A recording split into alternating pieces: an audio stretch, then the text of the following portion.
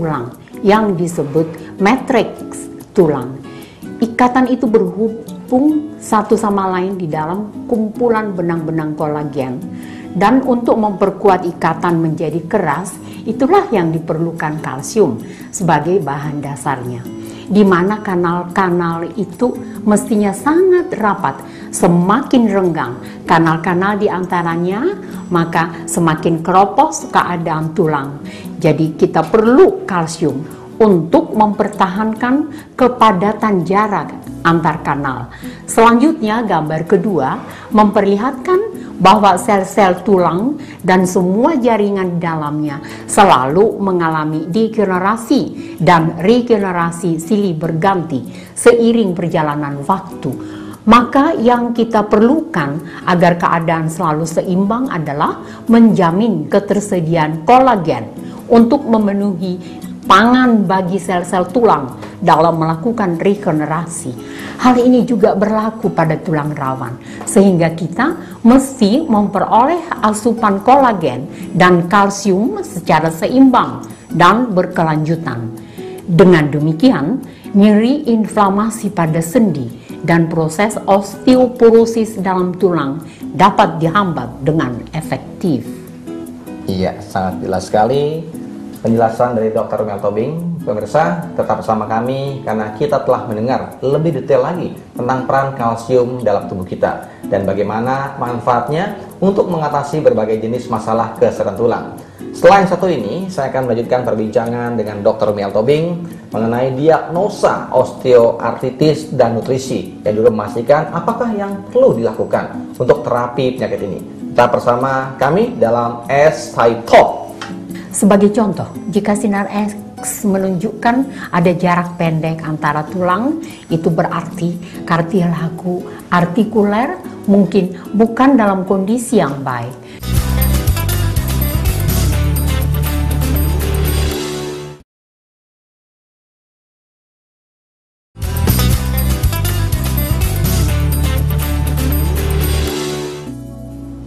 Terima kasih pemirsa, tetap bersama saya Freddy Su Nian Chang dan juga Dr. Mel Tobing dalam SI Talk, kesehatan untuk seluruh masyarakat Indonesia dan dunia.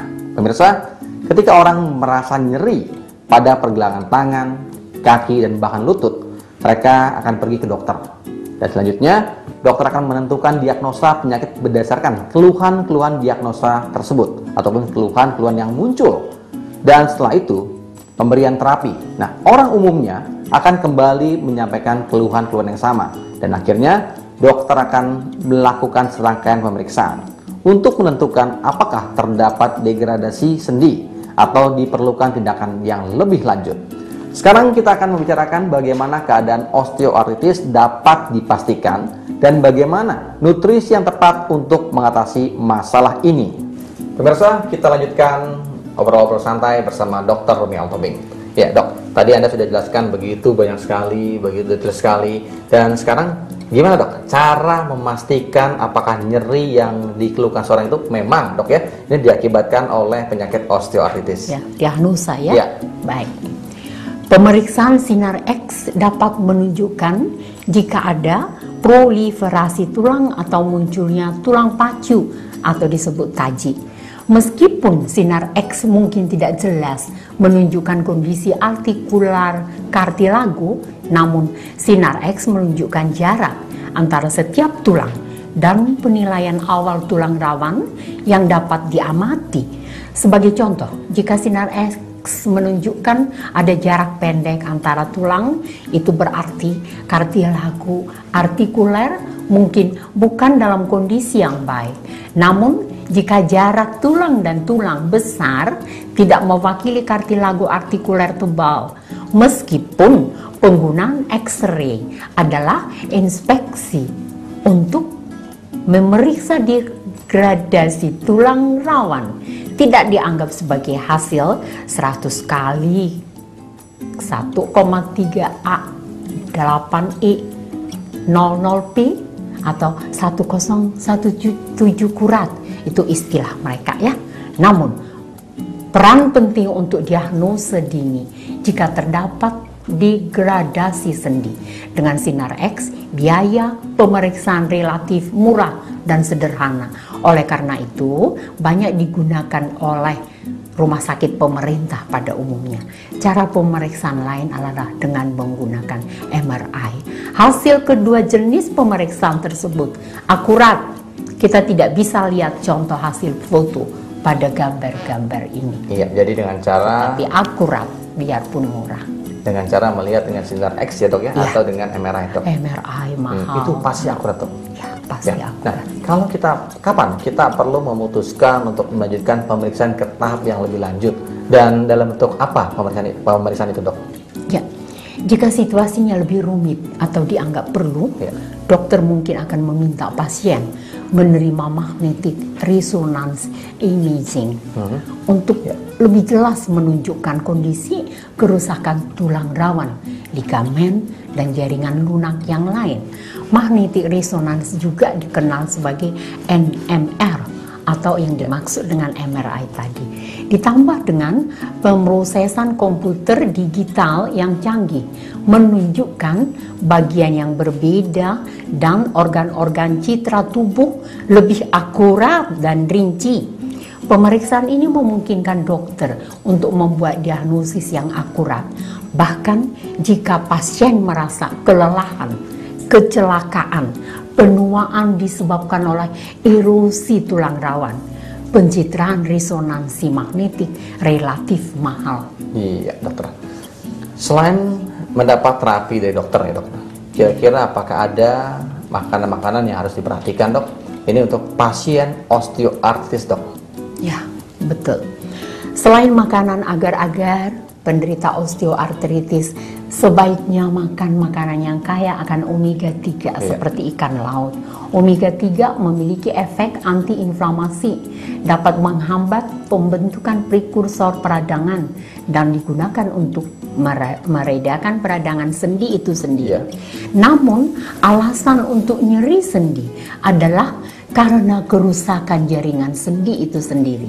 Maka antiinflamasi yang membantu untuk meringankan nyeri sendi tidak banyak bisa ditemukan dalam bentuk makanan biasa sehari-hari. Ya, tidak banyak dapat ditemukan dalam makanan sehari-hari dok ya. Ya, betul. Ini penting sekali dok untuk pemirsa, dokter bisa memberikan kiat-kiat ataupun saran bagi penderita artritis untuk memilih jenis nutrisi yang tepat, yang pastinya yang secara prinsip dapat menyembuhkan penyakit ini dok. Silakan. Ya, jadi kita bicara terapi lah ya. Terapi yang ideal untuk masalah artritis adalah menghentikan proses inflamasi akibat kerusakan sendi dengan memberlakukan proses regenerasi, di mana kolagen murni adalah bahan dasar yang harus tersedia secara berkelanjutan. Jenis makanan yang dapat memberikan kebutuhan ini utamanya adalah daging sapi merah, seperti gambar yang berikut ini. Tetapi jika kita mengkonsumsi sebanyak ini, tentu mustahil dan justru menimbulkan penyakit baru. Maka kita memerlukan jenis suplemen kolagen yang siap diserap langsung oleh sel-sel tulang dan seluruh tubuh kita. Dan jenis nutrisi inilah yang disebut dengan gelatin hidrolisat. Gelatin hidrolisat dalam bertahun-tahun penelitian membuktikan kemanjuran. Studi terbaru di Jepang pada Februari 2010 ini melaporkan bahwa ketika orang-orang diberi makan GH, kandungan asam amino dalam darah mereka juga meningkat secara signifikan. Oleh karena itu, GH dapat efektif diserap. Sebuah laporan penelitian juga menunjukkan bahwa GH memiliki beberapa efek positif pada sendi. Pada saat yang sama, banyak ilmuwan telah mengkonfirmasi bahwa GH adalah nutrisi yang aman dan merupakan cara efektif untuk meningkatkan fungsi sendi sekaligus mengatasi rasa sakit. Pemirsa, sudah kita ketahui bagaimana cara mendiagnosa penyakit artritis. Kapan kita memerlukan pemeliharaan lanjutan dan juga asupan nutrisi apa yang wajib kita makan jika kita menderita osteoartritis. Setelah ini, kita akan kehadiran tamu lain yaitu Ibu Lilia Putra selaku Product Manager dari SHI, di mana metode pengobatan apa yang tentunya ditawarkan oleh SHI untuk mengatasi masalah kesehatan yang seperti sudah kita bahas secara luas dalam episode kali ini. Pastikan tetap bersama kami, bersama SCI Talk.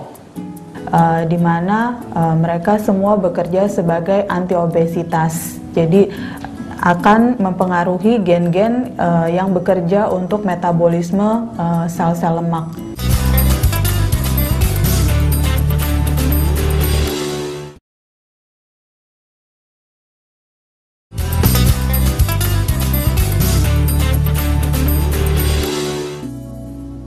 Terima kasih pemirsa.